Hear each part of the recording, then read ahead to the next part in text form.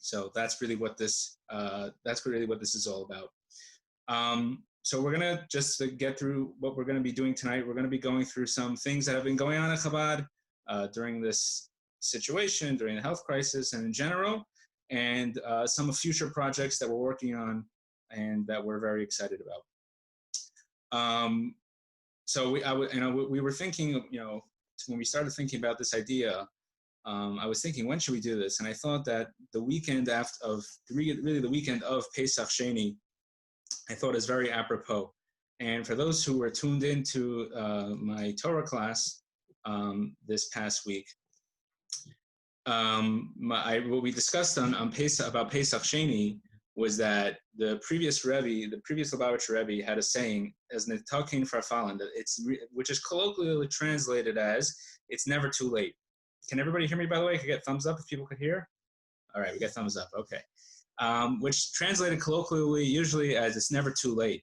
And what we kind of broke it down was that the story of Pesach Sheni, of the second Passover, was really that it wasn't people who were not able to do the Korban Pesach because they had done something wrong. In fact, the people who were not able to do the Passover offering were doing something correct. They were either, according to some opinions of the Talmud, they were carrying the bones of Joseph, or they were helping to deal with the sons of Aaron, of the Kohen Gadol who passed away, or it was a different Meis Mitzvah, a person who had passed away, and they helped bury them. And the truth is that the Rebbe explains that Netakin Farfalin, literally translated, actually means nothing is ever lost. And really it means there's no such thing as a missed opportunity. There's always another opportunity, even though it seems like I missed out. And you did the right thing by missing out, right? But in the end, they missed out on the Korban Pesach, no matter how you slice it. The truth is that there's always another opportunity. And I think the lesson we talked about on the Torah class was that, we're in the situation now where we're all at home, right? And we're not going to shul, and we're not participating in some events that Yiddishkeit requires of us. And we're doing the right thing, right? We're making sure everybody's healthy, and pikuach nefesh, which is the health of another Jew and the life of another Jew, takes precedence over all. But in the end, we're missing out. But the truth is that there's another opportunity within that. And that's really because of Pesach Sheni, we explain, right, is really that it's a double Pesach, which means you have a double jump, kind of almost a super duper connection to God, right? That connection that's beyond anything. But leaving that aside, I thought that the idea that that we're doing this tonight, this is an opportunity that a lot of us are, I would say most of us are in all different locales. Most of us are not here locally, and nevertheless, we're able to do this and sit here together. So it's an opportunity that we have that kind of came out of the situation. And maybe this goes well so far, a little bit of technical difficulties, but if it goes well, God willing, we'll do it again in the future. So I think this is a tremendous opportunity to really get a roundtable, so to speak, or an update with our partners and people who really make everything we do here possible. So I really want to thank each and every one of you personally, and hopefully we could do it soon in person, not just on Zoom or virtually, but really in person. So that's kind of the theme of tonight's evening, and hopefully the entertainment and the things that we do tonight should all be in that vein. We have tonight with us, we have a few special speakers. Most of them are not me, so you guys are in for about 5 or 10 minutes. So I want to our first speaker tonight is our guest speaker who was advertised, and you guys got a little sneak peek at, is Rabbi Mendel. He is the director of Lubavitch House in West St. Paul, Minnesota. And for the past 25 years, he's been a shliach, an emissary of the Lubavitch Rebbe here in Minnesota, involved in chinuch and in Lubavitch House, which is a wonderful organization in the Twin Cities. So without further ado, I want to introduce Rabbi Mendel to please, for the next 5 to 10 minutes, to talk to us and address us about whatever he wants to talk about. Thank you. And by the way, I just want to say that we're doing things a little bit informal. We're trying our best. It's Zoom, so we're going to give it our best shot. So anyways, l'chaim, Rabbi Feller, take it away. Chaim, thank you very much, Rabbi Ross and Mrs. Ross, l'chaim. They said it's Zoom, so we got to sing Zoom Gali Gali, right? Is that the first thing we're going to do? Everyone together? Well, they say that on Zoom, the songs don't come out well because that's one of the shortcomings. It's interesting. We've been having a lot of Fabrengens, Chassidic gatherings over the Zoom, Gam Zoom Latova, right? So when it's come time to have the songs, lately they've been saying, let's just have one person sing and everyone mute yourself, because otherwise that's one thing you can't mesh. But otherwise, everything is for a special reason. And I will not attempt to be the one who knows the reasons or the reasoning. As a matter of fact, most of us don't know. I would say all of us except God, we all don't know what it is, but we know what we have to do. And thank you, Rabbi Ross, for that beautiful lesson of Pesach Sheni. Now, that leads me to, before I congratulate Rabbi and Mrs. Ross for all of the great things that they're doing and try to express a bit of the appreciation of not only the Upper Midwest Americas, Chabad Lubavitch, for representing the Rebbe so beautifully and diligently in Duluth and the area, and the appreciation of really the whole Lubavitch of the whole world, because that is a special task. Before we do that, I want to continue in something that Rabbi Ross was saying. And he said that we were in the time of the month that follows Pesach Sheni, Passover B, or second Pesach, or second Passover. I don't know what's the best way to call it, Pesach Sheni, second Passover. Yeah, that's what it means. But like Rabbi Ross says, it's Nitokim for fallen, which reminds me that some people who put the wrong emphasis on the wrong syllable, they said Nitokim farfalin, right? No farfel. But actually on Pesach Sheni, you could have farfel. That's the good news.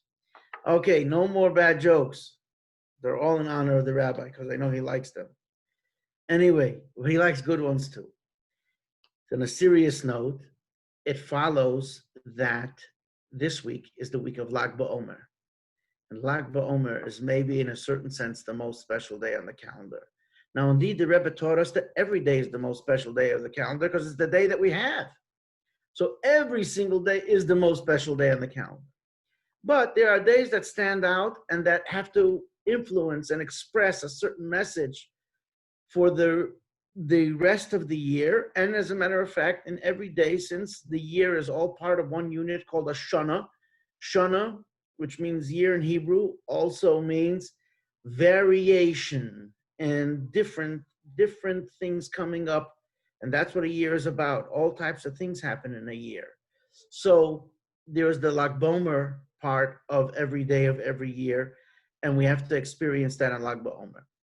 And just at the expense of maybe preaching to the choir, because everyone knows what Lag BaOmer is, but it's not just shooting arrow day, archery day.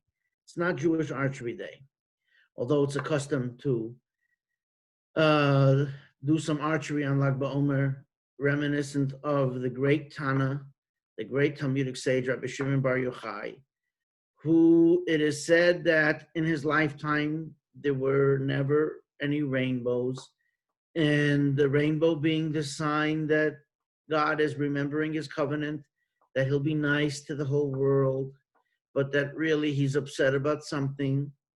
And in Rabbi Shimon's time, this never happened, which means that Rabbi Shimon has a tremendous power and privilege and merit as chus.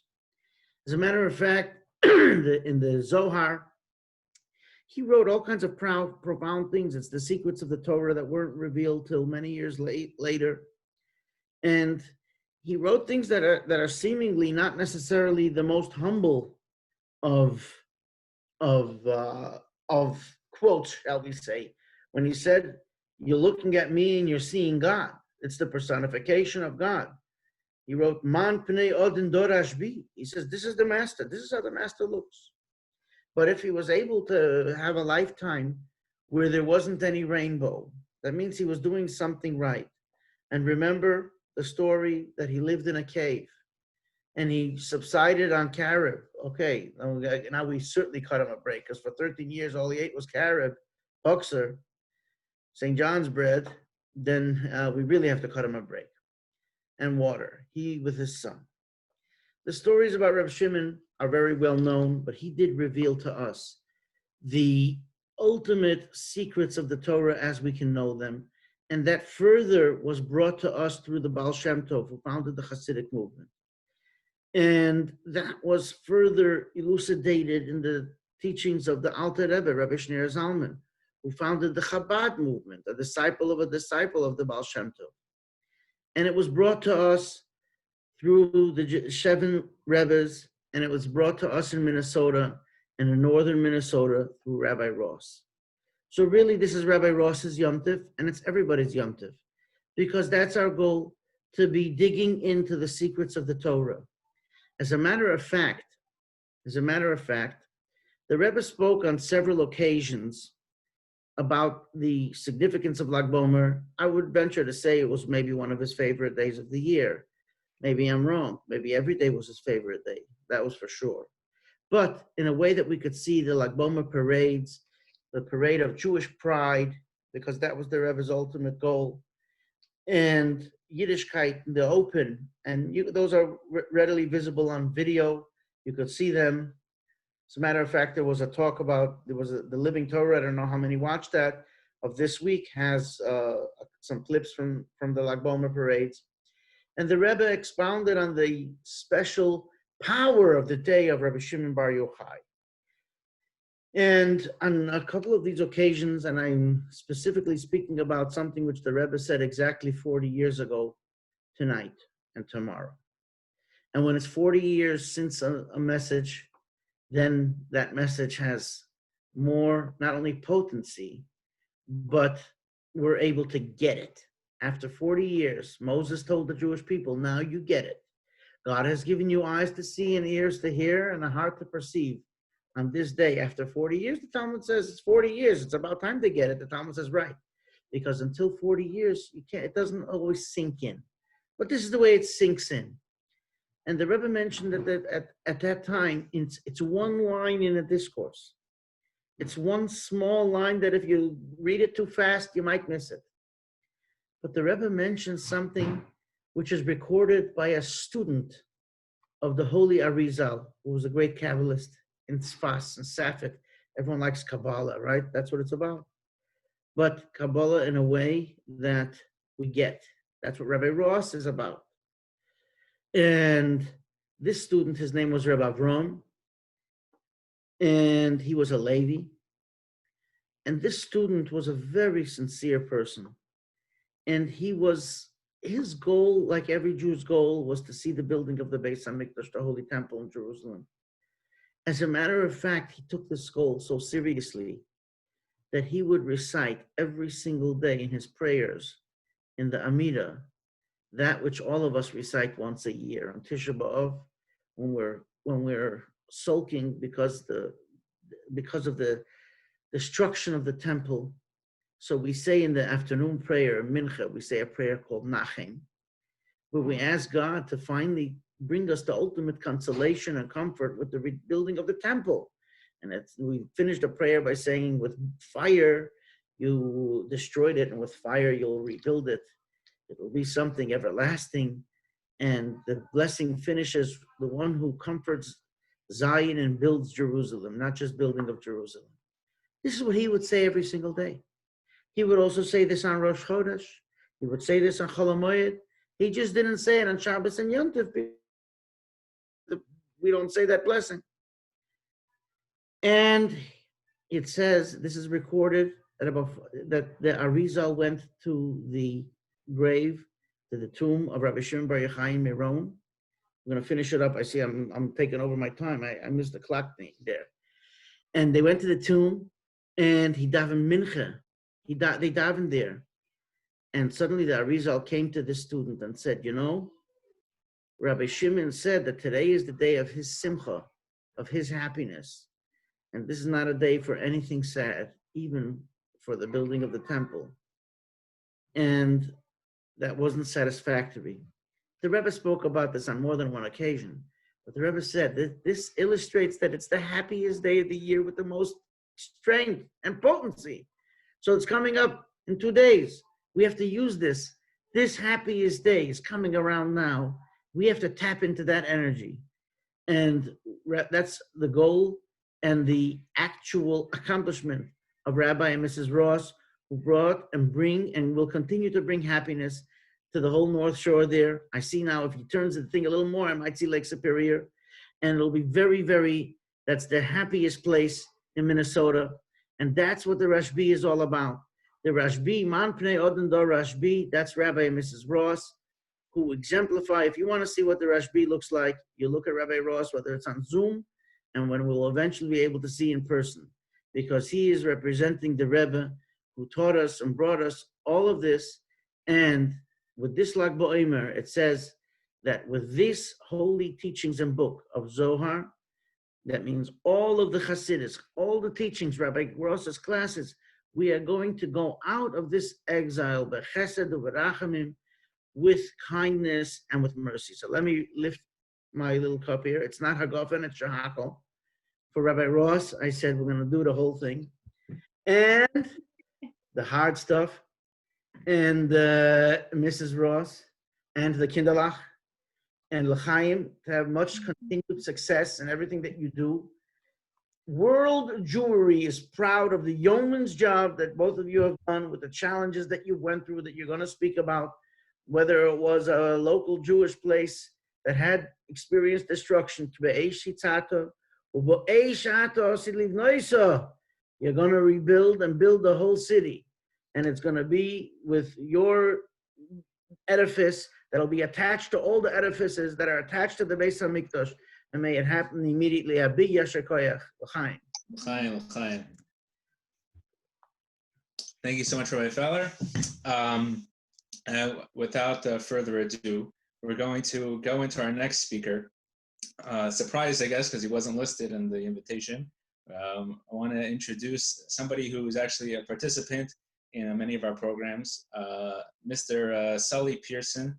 He's a college student, just graduated yesterday, so he gets a big mazel tov, Sully. Class of, we're not sure. You'll let us know. He graduated, he has some sort of degree. We're very excited for him.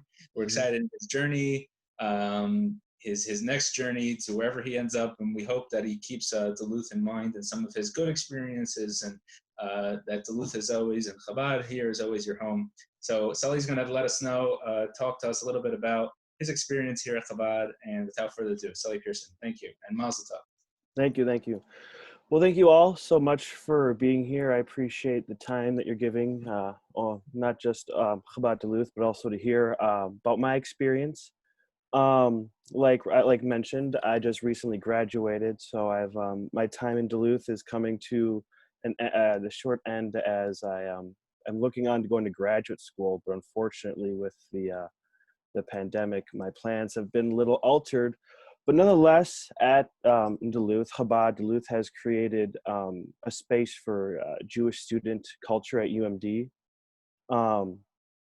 which I believe is the first, one of the first organizations to have Jewish students at UMD, that we actually, we put up an 8-foot menorah, I believe, that has now a forever home on the campus, which is just, for the few Jewish students who are there, it's a familiar sight to see, and it makes the buildings less foreign, but more of like a cozy. You know, it's a comfortable thing that's being created. It's given me experiences to personally develop a greater understanding of my own faith and the culture that I'm growing up and around in. And some of my favorite things, as we've mentioned, all revolve around Rabbi Mendel and his wonderful family and all their efforts they've done, just not, but to also welcome me in as a family member. It's just been a tremendous experience and a huge honor. From student Chabad dinners, where we get to bring in friends and other students, and it kind of, you get to break the ice between, what does it mean to have a Shabbat? What does it mean to be a Jewish student? So having that opportunity given is a huge, I mean, it affects not only my own personal life with, those who I communicate and talk to in the relationships I build, that they're, aware of this, this keystone of my life and my path that I walk it's invaluable. I mean, to personal Torah discussion and Hebrew class, Rabbi Mendel has been there for me. This past semester and in the fall, when things were all normal, I would rent out a library study room, and he would make the effort to come to campus to meet me because I did a lot of schoolwork, and we would study at the school. We would wrap tefillin, and I was never short of my mitzvah. That was always sure. And through these efforts, I've gained lasting friendships with new students I've made, obviously with Rabbi Mendel Ross and his family, and a deeper understanding of the lessons within the Torah, which I only carry into not only my personal life, but my work, as it kind of gives me the opportunity to experience and to have the opportunities that isn't readily available to me as a college student who's independent on his own. So it's been a nice home away from home, is how if I could easily state it, as someone who has been involved, and he's a great resource to have on campus and around. He's very supportive. A lot of what happens though is it's a community effort. It's not just the work of one, but the shoulders of many, that the mission is carried out, and that that Duluth shines and shines on the shores, that it's experiencing change, like had been mentioned. And I am so not only honored but blessed to have been a part of it, and to be a part of all of your lives attached. So I would like to thank you all for your efforts, your time, your consideration. It goes beyond just your own impact, as you impact the lives of people you may not even know, like myself. The opportunities that I've gained, which I would not have been able to unless these circumstances were here in front of us. So without further ado, thank you all again for your time and for your blessings. And I don't have anything to l'chaim with, but you can make l'chaim even on water, or just say l'chaim. So. Yeah, in l'chaim. Yeah. Tell me your graduation. And, I appreciate that. Yes. I have a degree in political science and urban regional studies on the way. Okay. So. All right. Hope that's good for something. Thank you. All right. Thank you very much, Sully. And we're now going to just show you guys a quick little video, and then we'll wrap it up. So bear with me with the technology. I still have no idea what I'm doing. Hold on, let me do this. All right, oops, there we go. That is not it. It was right there. Yeah. Put it up again. No, I put it on this part. There we go. It was here. Yeah. When you made it bigger, it says share screen. Okay. Sorry, everybody. Make it bigger. Make it bigger. Share screen. Oh, there it is. Sorry. There we go. Screen and the movies. Yeah. Oh, we have to optimize. Okay, and share.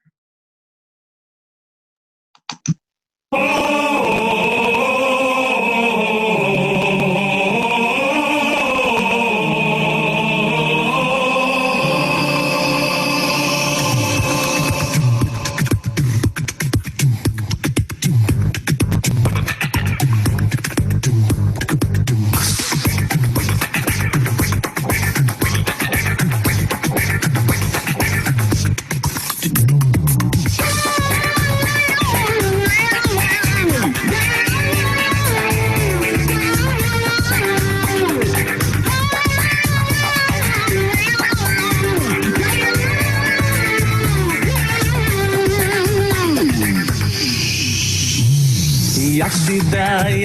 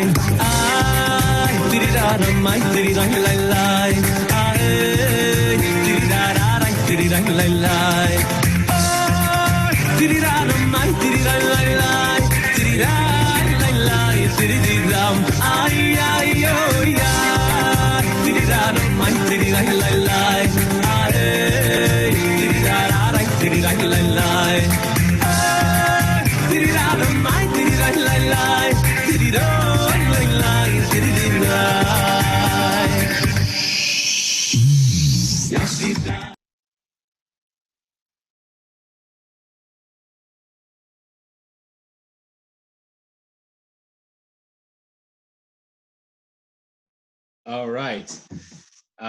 We're going to now wrap things up. First of all, I want to say l'chaim. Everybody, if you want to unmute for 1 second, we're going to say l'chaim. L'chaim, everybody. Thank you so much for joining us. Before we leave, we have a couple quick announcements and maybe one more guest speaker. So l'chaim, l'chaim. Thank you. Thank you everybody for joining us and for your support and your partnership. We couldn't do it without you. L'chaim, l'chaim. L'chaim. Chaim. Okay. Now you go back on mute. That'd be great. Okay. All right. So just a couple things what's been going on. So you saw the slideshow of what's been kind of going on this the whole past, I guess, since Tishrei is kind of the slideshow. But just to go, what was the last couple months with this whole health crisis? What's been going on? Obviously, Pesach, we still manage, even with everything going on, we managed to give out close to 40, distribute to close to 40 people matzah for a Pesach, and including some few people needed Seder to go kits. We managed to do that. We're now doing some Zoom classes. We're starting to see a little bit of traction on that as well. We're also, we're going to be doing some more things, trying to social distance, a little bit of a social distance, a Lag BaOmer thing on Tuesday, and some more things, goodies to follow. We're trying our best in the situation, but most importantly, we've been here, and that's for many people in this area. That alone has been a huge thing that we're able to talk to people and make sure people are okay and check in with them, and especially seniors and healthcare workers who people part of our community. I did want, before we wrap it up, I wanted to let my wife, Tirza, to say something short, sweet, to the point, because that's not because she can't speak for 10 hours, but that's just what she wants to do. So I want to, without further ado, Tirza, if you want to address our dear supporters and members. So I'll just tell everyone, our family, supporters, our community here, really it's all of you that keep us going, and you really all, it's one group effort together that helps us establish Chabad here and do what we do. And it's not one person, it's everybody together that really, it's what motivates us and keeps us going. When we meet another Jew or when we see more people are willing to support our work, it's just what gives us so much strength to keep going and to be optimistic and proud of what we're doing here. So thank you everybody here. L'chaim. Okay, and so, and also wanted, just before I forget, I want to give a shout out to our Chai Club members. Most monthly giving program, you guys are on here. A lot of you guys, thank you so much for being part of that. Two projects that we kind of, I guess, a little bit due to the situation we've been able to go through. No, I'm not going to get cut off. We managed to con Zoom into a longer time, but I'm not going to keep you that much longer. Two quick things. So first of all, we started our how do I go back to sharing? We have now part of Chabad Duluth website. We have our legacy program. Planned giving is a huge part of where is it? How do we go? I don't even know how to do this. It's in Google Chrome. Yes, there we go. Planned giving is they say it's the gift of the middle class. I just want to show everybody. You can now see this is a new page on chabadduluth.org/legacy. You can get through it to the donate page as well. Legacy giving is a tremendous opportunity. They say, again, it's the gift of the middle class. People don't always have money in their lifetime, the disposable income, the same way they have. And of course, we want you to, the Rabbi always used to kind of joke about it, but say that when somebody leaves you in their will, not only do you have the mitzvah of tzedakah, but also that the person is gonna the person is gonna daven for you and make sure that your financial well-being is taken care of, and for your health and wealth as well. So it's a tremendous opportunity for everybody. So I'm going to stop sharing that. I'll type it in if you want to follow up. Best way to do these things is through private consultations, but it's important that we make awareness about this as well. The last project that we wanted to kind of introduce, something that's still in the works, but something that we are very excited about, is our Jewish Duluth is going to out this year. God willing, we're going to have a local Duluth Jewish community calendar. It's something that's still in the planning stages, and you guys probably will get an email. Hopefully this time we'll get the email to work. We're going to get an email to for ads and all those wonderful things. But really, the most important part of this calendar is that we really hope to having Shabbat times and times for the holidays. But most importantly, we really hope that it's kind of just a community publication where locally we're able to have something that people could turn to and say, this is my community, I have it on my wall, I know what's going on. So it's a tremendous project we're undertaking. It's not easy, and we've had a little bit of opportunity. Like we said, it's talking for our fallen means that there's always an opportunity. So we've kind of taken this opportunity with the health crisis to try to figure out this calendar situation. If you guys have any advice, you're always welcome to that as well. We always take advice. Let me just type in the link so you guys have that. Anyways, I want to thank everybody. And we wish we could do it individually as much as we can, but we try our best for joining us tonight. And if you liked what happened tonight, withstanding the technical problems that we had, you could type it in, you could send a message, you could put a clapping emoji. I think there's a way to do that.